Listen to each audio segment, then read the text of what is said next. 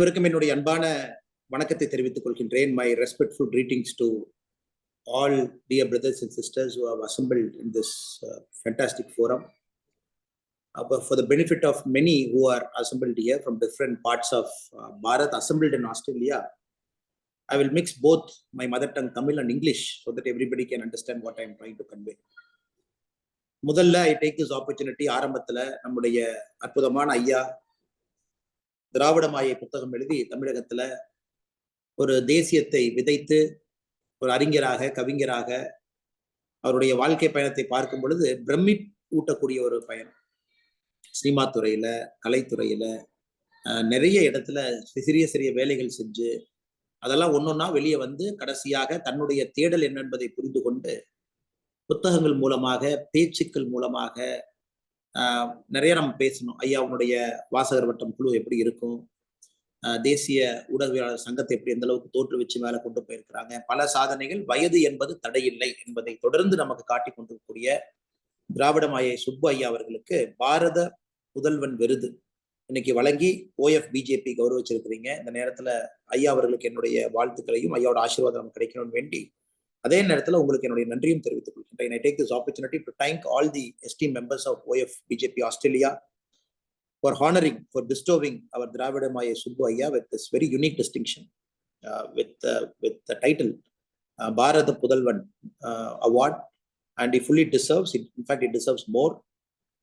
And he is one person, dravidamaayaisubbu ஐயா, who brings Bharatam to everybody's speech, everybody's thought every single day, and he fully deserves it. Not only does he fully deserve it, it is time to celebrate his life and what he stands for.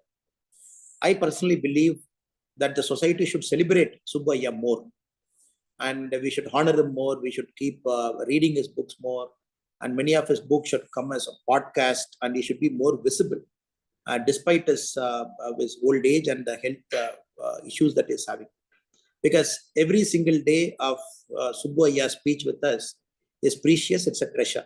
So I'm extremely delighted that OFBJP has thought of a forum where all of us can assemble and honor Subbu Ayya. I take this opportunity to also wish Jaisha ji, who is the president OFBJP Australia, and also OFBJP Australia Tamilnadu chapter, President Vasu Srinivasan ji, Santanam avargal, Rajaram avargal, Venki Raghunathan avargal, Sridhar Subramaniam avargal, Mano Krishnan avargal, Arush avargal, Prabha avargal. அதே போல இந்த அற்புதமான நிகழ்வுக்கு பேனலிஸ்டாக வந்திருக்கக்கூடிய இசைக்கவி ரமணன் ஐயா அவர்கள், திருமதி சோபனா ரவி அம்மா அவர்கள், அன்பு சகோதரர் அஸ்வத்தாமன் அவர்கள், மஸ்கட்லிருந்து இணைந்திருக்கக்கூடிய கவிஞர் சுரஜ்மணி ஐயா அவர்கள், எல்லோருக்கும் இந்த நேரத்தில் என்னுடைய நெஞ்சார்ந்த வாழ்த்துக்களை, நன்றிகளை, பாராட்டுக்களை தெரிவித்துக் கொள்கின்றேன். Friends, if we all look back at India's history, there was a time when the Turkish people, the Turkish sultans, they want to conquer the whole world by the power and strength of their sword. And if you look at the late 1700, late 700, late 800, almost the northern part of Europe, right up to Africa, in fact, it was touching China, it was bordering Russia. Everywhere we could see the Turkish influence. But thanks to some of our greatest kings from Kashmir, for about 500 years, they made sure the Turkish sultans, and whereby an ideology that is very different to the ideology of Bharat soil couldn't enter India for about 500 years. Till Mughals made an attempt using the opportunity of fight between Indian kings to enter by 1200s. Then for about 400-500 years, we have seen the great Mughal going after some of our greatest civilizational glory. They plundered it. And in fact, if you look at all the Mughal kings, right now there is a controversy with respect to the 6th king, Aurangzeb. And in passing, we can say with respect to history textbook, we can say 1 or 2 were okay, able to respect us, but we can clearly say 3-4 kings were instrumental in subjugating the Bharatiya civilization and taking their ideology by sword. In fact, the Aurangzeb wanted to impose jizya tax on non-believers and try to convert the whole of our country, Bharat, to Islam. So everybody got defeated. None of them could achieve what they wanted to do. I'm making this statement particularly now because there is something great in our soil and which has always withstood all these foreign forces, be it outside, be it inside. And in fact, if you look at the history of South India during the era of Chhatrapati Shivaji ji, the Golcondas, the Kakatiyas, if you look at Ahmednagar Sultans, if we deep dive into 1500 till about 1750, 1780, the Bijapur Sultanates, Ahmednagar, Bijapur, Golconda, Nizam of Hyderabad in later years, they tried their very best to operate as a group, sometimes to fight with themselves at different points of time.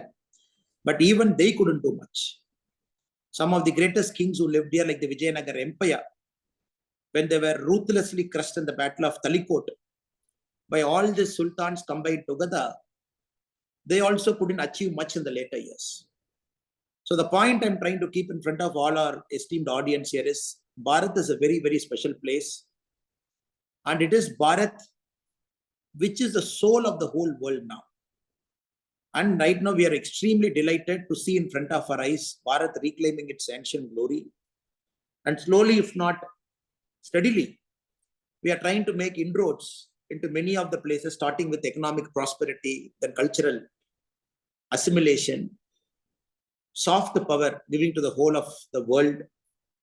In fact, slowly but steadily, the whole of the world is looking at the 21st and 22nd century being the Asia's time, and more importantly, the Indic values. And that is very clear. And every time we have seen it is some kings and some great Mahapurusha or even some great statesmen who come, whenever we get into trouble, they come and save us. Just like Chhatrapati Shivaji, from 1730 to 1780, who has changed the history of South India. Just imagine if Shivaji is not there, what would have happened to South India? A person single-handedly, though his father, Sayaji Bhosle, was working for the Ahmednagar Sultan, but still a person single-handedly stood against Aurangzeb multiple times. He stood against all the warring Muslim kings multiple times. When he had only a small piece of land, but Chhatrapati Shivaji was hell-bent on proving, when all the words, the communication from Sanskrit, it was moving to Persia. When Persia was being the court language, right from Mughals, and a lot of kings were getting cross-married. I'm talking of the Muslim kings getting cross-married into Turkish sultans, whereby some of the kings were instrumental in bringing the Turkish influence into South India. When everything, the single thing was happening around them, Chhatrapati Shivaji was hell-bent on proving that we will not succumb to foreign forces. Our cultural ethos will remain true to who we are as people. And that is why he wanted to establish a Hindu kingdom. That point of time, they were only sultans. Nobody could call them king. And he wanted to call himself Chhatrapati, wanted to have the coronation. He made sure Aurangzeb, it is only in the last years of Shivaji, he wanted to permanently come and camp in the southern part of India. That's how Aurangzeb came to South India, only to defeat Shivaji and later Shambhaji also. Then after entering this part, Aurangzeb could never go back to Delhi. And he also died here.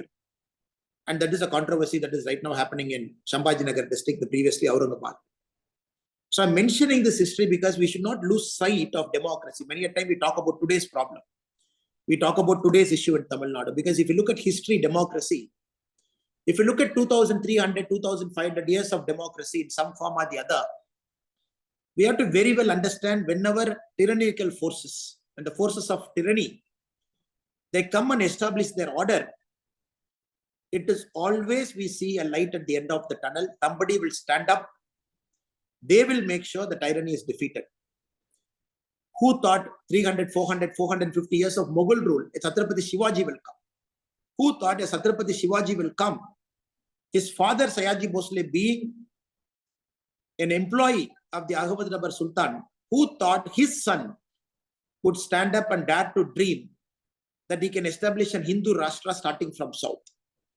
It happens in our country. That is the beauty of our country. Every single time we produce leaders, we produce outstanding statesmen. Even some of the spiritually evolved human beings like Saint Shankaracharya, Madhavacharya, at different points of time who always kept our soul intact.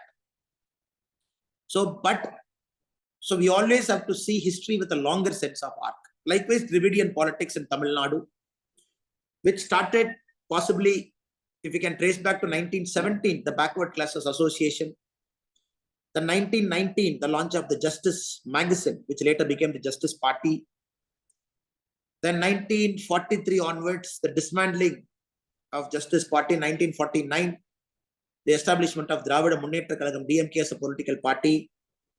1967, DMK coming to power in Tamil Nadu. If you look at this time and era, in the whole of democracy, 400 years of Mughals or something that has happened, I would only say it is a small black mark or a dot or a blip in India's spiritual evolution. No ideology is wrong simply because there is an ideology among us. Every ideology that started on day one, it had a certain traction, people wanted to accept it. That ideology over a point of time, it lost its relevance because people felt the ideology is hollow. Likewise, from Tamil Nadu, just this day before yesterday also, the Tamil Nadu finance minister was talking. Nobody could conquer Tamil Nadu, as if Tamil Nadu everybody wants to conquer.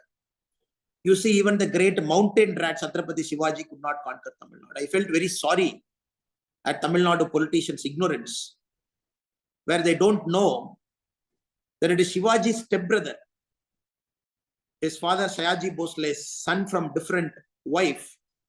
He ruled Tanjavur for a long time. And even now, if we go, Tanjavur has got a Bhosle Raja, and who established their lineage to Shivaji's stepbrother. Chhatrapati Shivaji, when he came all the way to Jinji, Vellur, Tanjavur.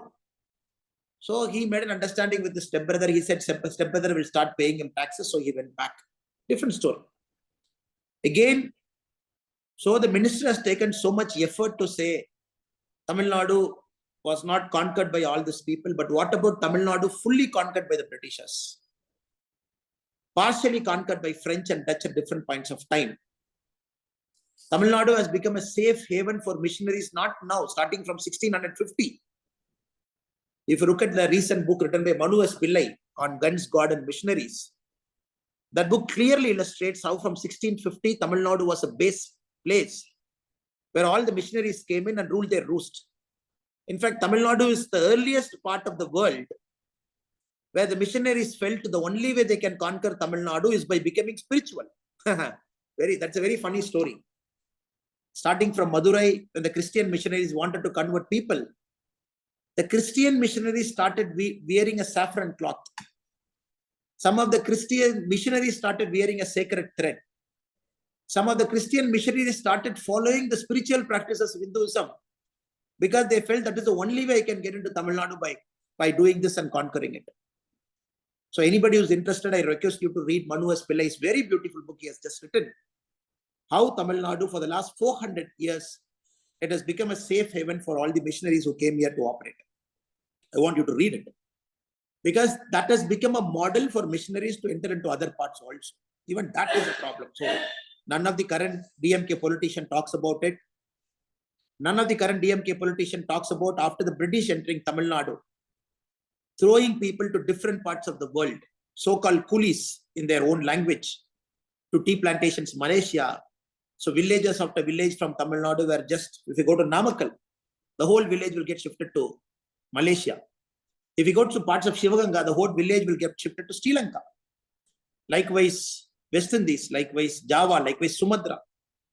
How before 1883, when the slavery abolition happened, before 1883, how ruthlessly for 150 years, some of the parts of Tamil Nadu, starting from the central parts of Tamil Nadu and other parts of Tamil Nadu, they were ruthlessly, people were forced to migrate and go out and live in different parts of the world.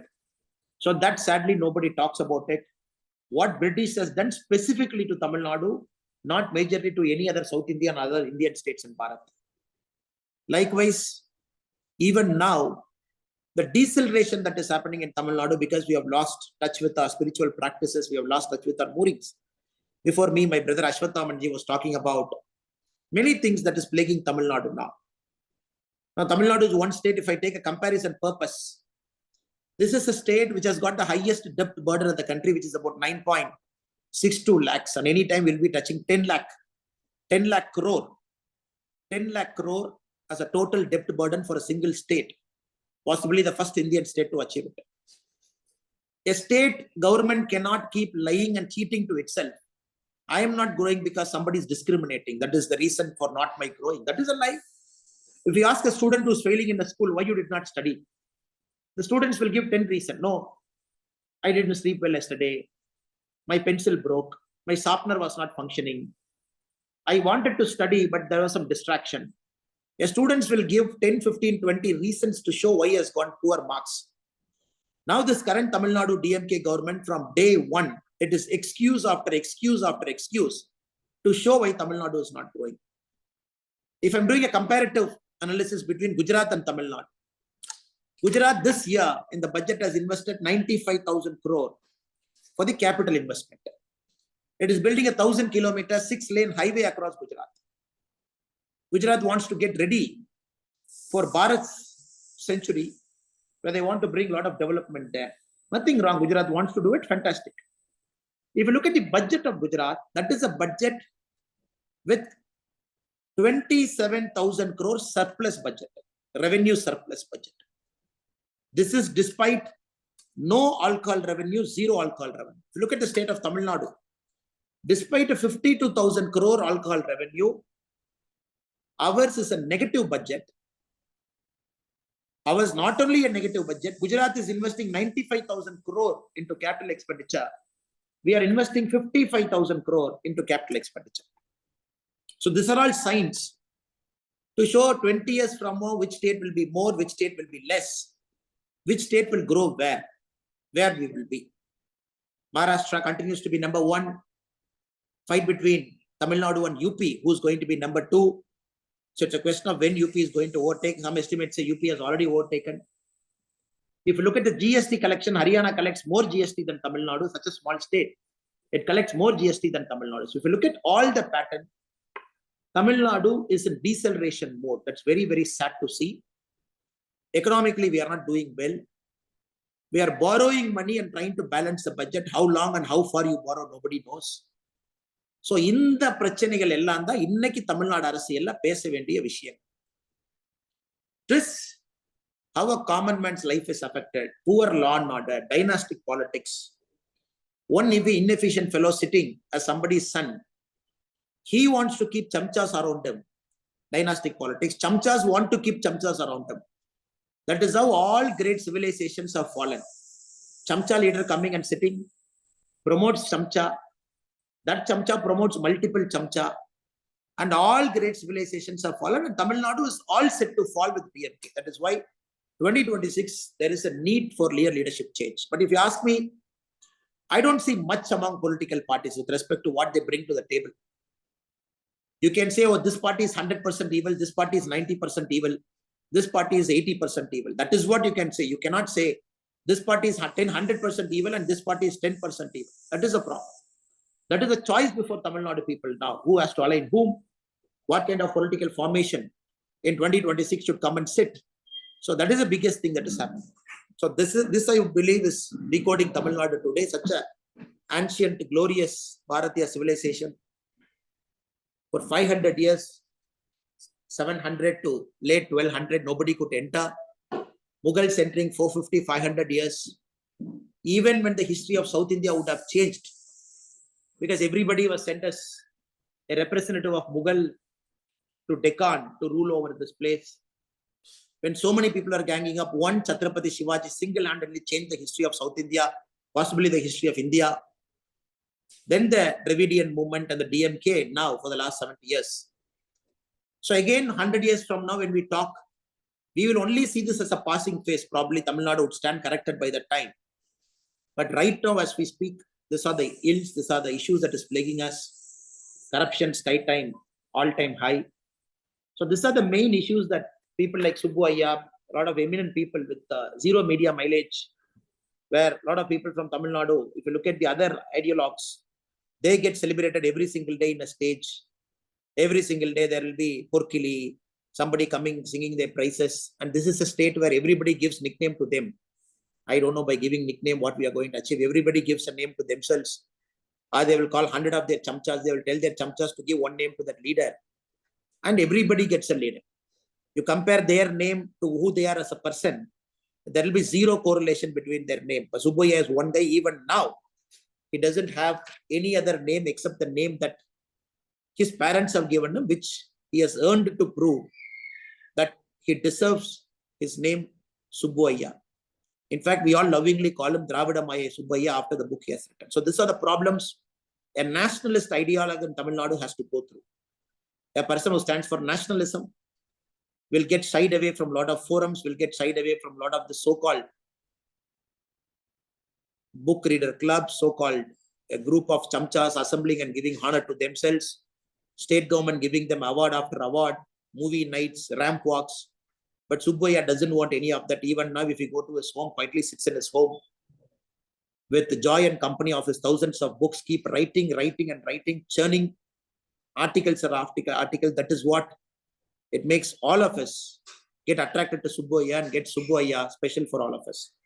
I'll not take much of your time, but when India is regaining its glory, thanks to Narendra Modi ji, when India is becoming a global moral compass, thanks to Narendra Modi ji, when India is becoming the center of attraction to the whole world, thanks to Narendra Modi ji, when India's model of governance, soft power, is being appreciated by all over the world, again thanks to Narendra Modi ji, there are some parts of our country which are acting as soreness to our eyes. Bengal is one, Tamil Nadu is one, Kerala continues to be one for a long time, simply because of the political masters who live in that area. But all we can do is keep fighting. That is the only thing we can do. As I speak to you now, wearing a black shirt is also after a protest. I'm talking to you, to all my Indian friends assembled in Australia, in different time zones from Perth to Canberra, Gold Coast to Adelaide, every single place. You have taken your time, you have come and assembled, because weekday is the only time, weekend is the only time we get free. But we can only keep fighting, and we keep always looking to your support, encouragement. And even if you are thousands of miles away from your homeland, I can very well see from here your heart beats for Bharat and your heart beats for Tamil Nadu. And you really want Tamil Nadu to do well. And that's our wish also. And continue to support us, because it's a long battle. Just like Shivaji kept fighting. And he also went through longer periods of turbulence, arrest in the Mughal court, escaping from there, and surrendering to the representative of Mughals in Deccan. At one point of time, he had 34 forts. And Shivaji agreed to give 23 out of 34 just to surrender after the Battle of Pinhala. And he wanted to surrender all the forts because he didn't want to. He felt at that point of time he couldn't take on Mughals. He felt it's so weak to take on Mughals at one point of time. So, but Shivaji always had a larger vision. So when he found his time back, again he went after, recaptured all the 34 forts, established a Hindu kingdom, crowned himself the Chhatrapati. So whereby he said, if not now, in 1780 he died, if not now, at some point of time, there will be a person, a leader, a statesman in our country. Probably he will be able to establish the concept of Hindu Rashtra, which our Narendra Modi ji is doing it. So that we have to wait for another 250 years post Shivaji. So patience in a democracy needs to be always there. Let us keep fighting. Let us keep doing our best. Let us continue being who we are. When the time comes, I'm very confident that people will stand with us. They'll support for a new Tamil Nadu, which will be part of the Bharat's growth story. So with this, I thank all the eminent guests who have gathered here, and people have put a lot of effort to get it organized, and more importantly to my very dear Subbu Ayya for getting this honor, and no price is enough for him, but he doesn't want any of our price. He only expects that people should take his writings and thinkings to the foreign nook of the world and Tamil Nadu. That we should continue to do. That will be the best